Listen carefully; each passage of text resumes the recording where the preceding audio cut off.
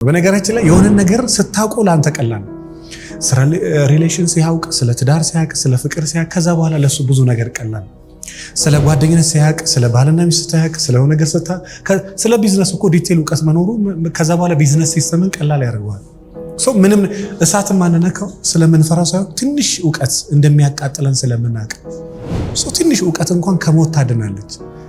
ትንሽ እሳትን ትንሽ ማወቅ ከሆነ እሳት እንዳትነካ የሚያደርገ አዘሴም ታይም ደግሞ ይሄ ላይፍ ላይ በተለይ ቤዚክ የሆነው ስለ ሪሌሽን አንተና ስለ ቀጣዩ ሰው ስነ ልቦና የሚስትን ሳይኮሎጂ ስለማወቅ፣ የትዳርን ሳይኮሎጂ ስለማወቅ፣ የፍቅርን ሳይኮሎጂ ስለማወቅ እነዚህ ነገሮች እየተረዳሃቸው ስትመጣ ከዛ በኋላ ህይወት ቀላል።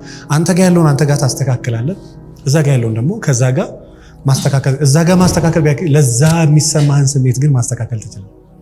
ስለዚህ አንድን ነገር ስለምን በነገራችን ላይ ስለ መኪናም ስለምንም ነገር ዲቴል እውቀት ከኖራችሁ ከዛ በኋላ ቀላል። ራስ ምታት ካለ ማጅራት አካባቢ እንዴት ማሳጅ እንደሚደረግ ዲቴል እውቀት ካለ ከዛ በኋላ ቀላል።